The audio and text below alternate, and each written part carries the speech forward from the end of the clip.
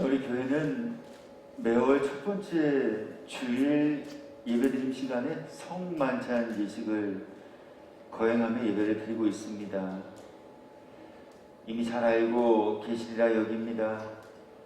우리가 매월 첫 번째 주일에 거행하는 이 성만찬 예식은요, 예수님께서 친히 제정하시고 예수님께서 제자들에게 행하라 명령하신 예식입니다. 사람이 만들어낸 것 아니라는 이야기입니다.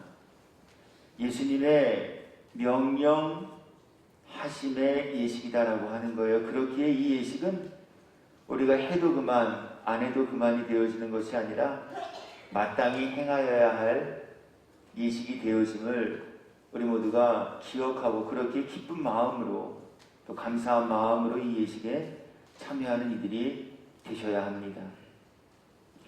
예수님께서 그렇다면 이 성만찬 예식을 제정하시고 행하라 명하신 이유와 목적함은 어디에 있다라고 하였습니까? 그것은 예수님을 기념하고 기억하며 살아가는 성도로 삼으시기 위함이라 하였습니다. 우리 사람은요, 망각의 동물이에요. 사람은요, 좋았던 일도 슬펐던 일도 그 기억을 되짚어내면 떠올릴 수 있게 되어질지 모르나 평상시에는 지나갔던 모든 일들은 다 잊은 채 살아가는 존재예요. 그거 다 기억하면서 살 수 없어요. 우리 인생의 한계와 우리 인생의 연약함이 있기 때문에 그래요. 그래서 우리 사람은 잊고 살아요. 그러나 잊고 산다고 해서 없어지는 것은 아니에요. 단지 우리가 기억해내지 못하고 기념하지 못하고 살아갈 뿐, 분명 우리가 다시 기억을 되짚어보면 기억해야 할 순간순간과 여러 가지 일들도 있다라고 하는 거예요. 하나님 말씀으로 우주 만물 창조하셨어요. 알아요. 믿어요. 믿지 않는 건 아니에요. 알고 있어요. 믿어요. 그러나 우리 매 순간순간 하나님이 말씀으로 우주를 창조하셨다라는 우리의 이 믿음의 내용을 우리는 다 기억해내면서 살지 못해요. 그냥 잊고 살아요. 바쁘게 지내다 보니까, 또 어떻게 하다 보니까 그냥 하루가 가고 한 주간이 가고 한 달이 가고 1년이 가고. 그런데 모든 것이 죽었던 것 같았던 메마른 대지에 푸릇푸릇 싹이 움트는 것을 보면서 하나님의 창조하여 주신 것, 하나님께서 우주 만물을 손에 잡으시고 주권적으로 이 우주 만물을 운행하시는 분이시구나라고 하는 것을 한번 떠올리면서 다시 기억하고 또 깨닫게 되어지는 시간을 우리가 맞이할 때 있어요. 주님, 성찬을 제정하신 이유와 목적하심이 여기 있다라고 하셨어요. 예수님, 저와 여러분의 죄를 대신 짊어지고 그 죄값을 대신 치르시기 위하여서 이 땅에 오셨어요. 그 죄값을 대신 치러주시는 방법은 딱 하나, 생명을 대신 내어 주셔야 하는 일이었어요. 그래서 우리 주님은 저와 여러분의 죽었던 이 영혼을 살리시기 위하여 당신의 몸을 십자가에 달려 죽게끔 내어주셨어요. 알아요. 믿어요. 그러나 우리 매 순간 매일매일 이것을 기억하며 살지 못해요.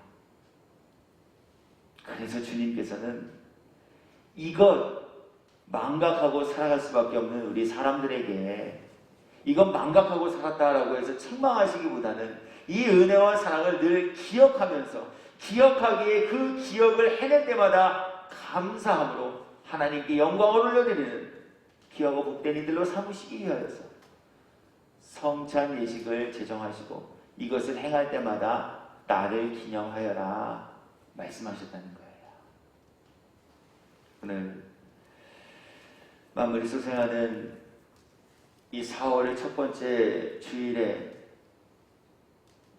우리가 거행하며 그렇다면 기념할 주님은 과연 어떤 분이실까 하는 부분에 관하여 이제 우리가 함께 읽고 가는 본문 계시록 14장 14절부터 16절까지의 말씀을 통하여서 주님은 추수하시는 하나님이 되심을 기념하는 이들이 되라 말씀하고 계셔요. 본문 제가 다시 한번 읽어드릴게요. 또 내가 보니 하나님 사도 요한에게 보여주셨어요. 또 우리에게도 말씀을 통해서 지금 보여주고 계시지요. 무엇을 보여주십니까? 흰 구름이 있고 구름 위에 인자와 같은 이가 앉으셨는데 하나님 보좌에 앉으신 인자를 우리들에게 보여주고 계셔요. 그 인자는 어떠한 분이 되어지시는가라고 하는 그 인자에 관한 내용도 다음과 같이 말씀을 통해 우리에게 보여주십니다. 그 머리에는 금 면류관이 있고 그 면류관에 쓰신 인자를 보여주셔요.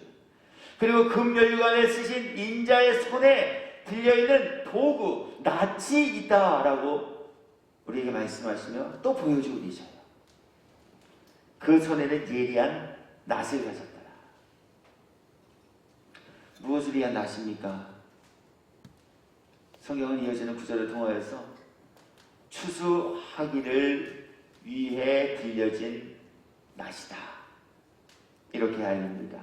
또 다른 천사가 성전으로부터 나와 구름 위에 앉은 이를 향하여 큰 음성으로 외쳐 이르되 당신의 낫을 휘둘러 거두소서.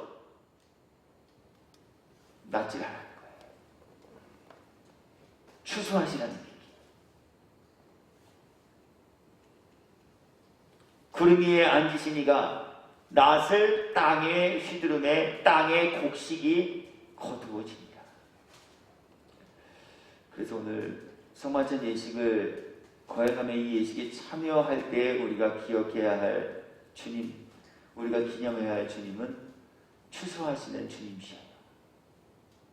그렇다면 추수하시는 주님을 기념케 하시기 위하여 주신 이 말씀을 통해 오늘 저와 여러분에게 주시는 교훈의 내용들은 과연 무엇이며 어디에 있을까요? 우리 추수하시는 주님에 관하여서 얻을 교훈은 크게 두 가지예요. 첫 번째, 주님은 추수 때에 타작마당에 친히 주인이 되시어서 타작마당에서 거둬들인 모든 소산물을 가지시고 알곡과 쭉정이로 구분하시는 분이시다라고 함을 우리는 추수하시는 주님이라는 말씀을 들을 때 늘 깨닫고 기억해야 할 내용이 되어진다는 거예요. 마태복음 13장 24절 이후의 말씀을 읽어드립니다. 여기에도 주님은 비유를 통해 당신께서 친히 타작마당의 주인이시며 그 타작마당에서 추수한 것을 가지시고 구별하시며 선별하시고 구분하시는 타작마당의 주인이 되심을 우리에게 말씀하여 주고 계셔요. 예수께서 그들 앞에 또 비유를 들어 이르시되 천국은 좋은 씨를 제밭에 뿌린 사람과 같으니 사람들이 잘 때에 그 원수가 와서 곡식 가운데 가라지를 덧뿌리고 갔더니 싹이 나고 결실할 때에 가라지도 보이거늘 집주인의 종들이 와서 말하되 주여 밭에 좋은 씨를 뿌리지 아니하였나이까? 그런데 가라지가 어디서 생겼나이까? 주인이 이르되 원수가 이렇게 하였구나. 종들이 말하되 그러면 우리가 가서 이것을 뽑기를 원하시나이까? 주인이 이르되 가만두라. 가라지를 뽑다가 곡식까지 뽑을까 염려하노라. 둘 다 추수 때까지 함께 자라게 두라. 추수 때에 내가 추수꾼들에게 말하기를 가라지는 먼저 거두어 불사르게 단으로 묶고 곡식은 모아 내 곶간에 넣으라 하리라. 아멘.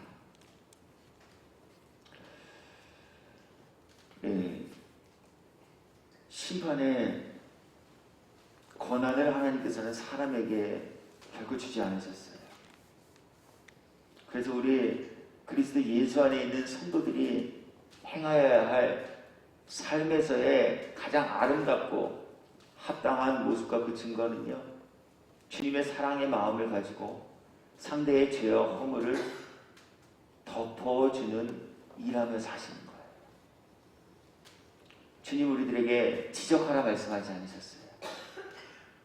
주님은 단 한순간도 우리에게 상대를 판단하거나 비난하거나 비판하라 말씀하지 않으셨어요. 오히려 상대의 눈에 있는 티끌보다 자신의 눈을 가리고 있는 들보를 먼저 발견하고 빼내라 말씀하셨어요. 비난과 비판함은 우리 그리스도 예수 안에 있는 이들이 행하여야 할, 맺어야 할 열매가 아님을 주님은 이 비유를 통해 우리에게 먼저 알리셨어요. 왜 그래요? 그 권한 주님께 있기 때문에 그래요. 종들도 와서 물었어요. 눈에 거슬렀어요. 주님, 주인님, 밭에 좋은 것만 뿌리셨잖아요. 밭에 좋은 것만 심으셨잖아요. 그런데 누가 봐도 가라지예요. 가라지가 같이 났어요. 저 가만두면 안 되잖아요. 어떡할까요? 저희가 가서 뽑을까요? 주님 그들에게 말씀하시죠. 가만두어라. 추수 때까지 가만두어라. 추수 때 내가 추수하는 일꾼들에게 말아요. 가라지는 불사르기 위해 먼저 단으로 묶고 거기에서 추수한 알곡은 내 곳간에 드리는 그 일 내가 할 테니 가만두어라. 주님은 심판의 주권자가 되심을 이 비유를 통해 우리 모두에게 말씀하여 주셨어요. 그렇다면 우리 여기서 얻어야 할 중요한 교훈 한 가지 있죠. 심판의 주인이 주님이시기 때문에 우리는 그 심판대 앞에서 무죄한 자로 판결받기 위하여서는 주님이 정하여 주신 법과 주님이 정하여 주신 뜻대로 행하는 이들이 되어야 한다는 거예요. 내가 보기엔 선해요. 내가 생각하기엔 거룩해요. 그러나 나의 생각과 나의 지식이 하나님의 뜻과 방법과는 반대되어지는 뜻을 품게 되었다면 우리는 하나님 앞에 아무리 내 스스로가 정결한 자처럼 살았다 할지라도 부정한 자로 판단받을 수밖에 없다라고 함을 주님은 또한 우리에게 교훈하여 주고 계시다. 내 뜻이 아니에요. 그렇게 주님의 뜻이에요. 내 방법이 아닙니다. 그렇게 주님의 방법대로예요. 내 기준이 아닙니다. 세상의 법도 아닙니다. 하나님의 기준이요. 하나님 나라의 법대로 행하는 이들. 그들을 주님은 칭찬하시고 그들을 주님은 알곡이라 칭하시며 그들을 주님은 추수 때에 따로 모아 천국 곳간에 들이시는 분이심을 우리에게 교훈하여 주셨어요. 우리 이 추수 때에 먼저 묶여 불사르는 곳에 던져지는 기운의 주인공들 되지 마시고 우리 실로 알곡이 되어 그날 그때 천국에서 구원과 영생의 복을 입고 누리며 사시기에 합당한 저와 여러분 되기를 예수님의 이름으로 축복합니다. 두 번째, 추수하시는 주님이 되심을 우리에게 보이시는 말씀을 통해 우리가 얻어야 할 교훈은 바로 주님은 열매를 찾으시는 분이시다라고 하는 것입니다. 여기 개인의 작은 텃밭 가지고 주말 농장처럼 농사 지으시면서 지내시는 분들도 계신 것으로 제가 알고 있어요. 또 우리 농사 짓는 방법, 모양 모르시는 분은 안 계시리라 여겨져요. 여쭙죠. 뭐하러 농사합니까? 뭐하러 봄에 파종합니까? 뭐하러 봄에 씨 뿌립니까? 무엇하려고 뜨거운 땡볕에 나가서 김을 매줍니까? 무엇 때문에 돈을 들여 비료를 뿌리고, 무엇 때문에 돈을 들여 수고를 들여 제초 작업하냐라고 하는 거예요. 목적은 딱 하나예요. 농부의 소원, 파종하는 이의 목적은 오직 하나. 열매 거두는 거예요. 열매 거두기 위함이에요. 상추를 관상용으로 심지 않아요. 고추를 조경의 목적으로 심지 않아요. 농부가 그것을 파종하는 이유는 오직 하나, 열매를 얻기 위해서예요. 주님도 추수꾼이 되어주십니다. 우리에게 깨닫기를 원하시는 그 한 가지의 내용이 바로 여기에 담겨 있다는 거예요. 주님도 주님의 자녀들에게, 주님이 파종한 성도들에게서 열매를 구하며 열매를 찾으시는 분이시다라고 함을 주님은 우리 모두가 깨닫고 알기 원하고 계시다라고 하는 거예요. 말씀 읽어드릴게요. 누가복음 13장 6절 이후입니다. 이에 비유로 말씀하시되 한 사람이 포도원에 무화과 나무를 심은 것이 있더니 와서 그 열매를 구하였으나 얻지 못한지라.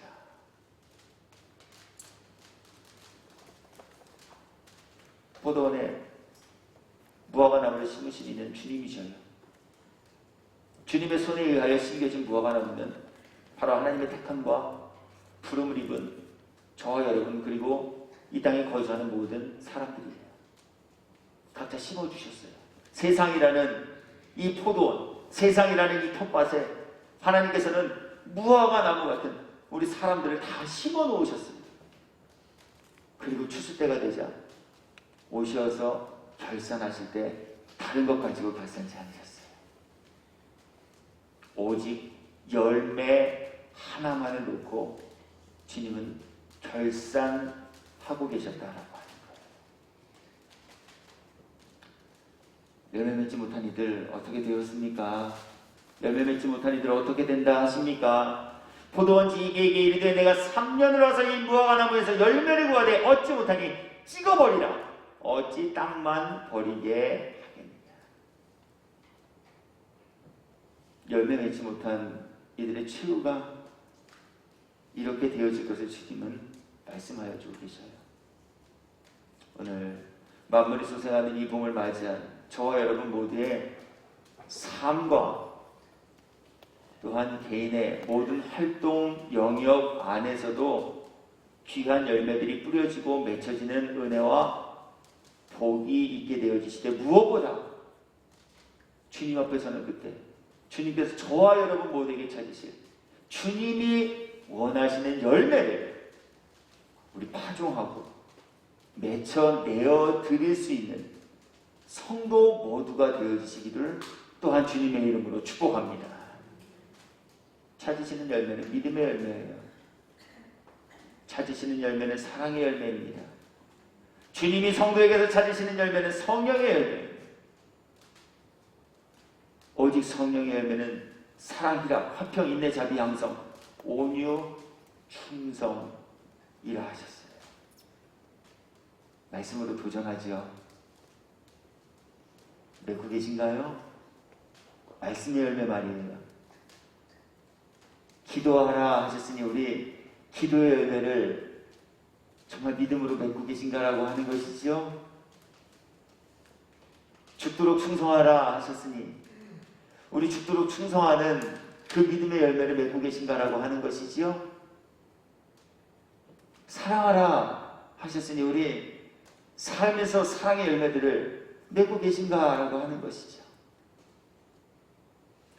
주님 이 기준 가지고 오셔서 이 열매 찾으시겠대요. 얼마나 무엇을 나름대로 열심히 했는가라고 하는 그 열매가 아닌 주님이 찾으시는 열매. 주님 그것 추수 때에 당신께서 심어놓은 무화과 나무들에게 오셔서 찾으시겠다는 거예요. 열매 맺을 수 있는 은혜와 복을 입은 저와 여러분 되시기를 주님의 이름으로 축복합니다. 주님 열매 찾으시는 분이시면 우리들에게 계속 말씀하셨잖아요.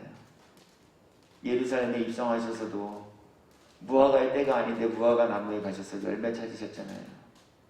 주님이 원하시는 때예요. 주님이 원하시는 그때에 열매 내어드리지 못하면 평생 열매 맺을 수 없도록 주님께로부터 저주받아버리고 말았어요. 비유로도 말씀하시잖아요. 3년 동안 거름 피셨대요. 3년 동안 땅을 파셨대요.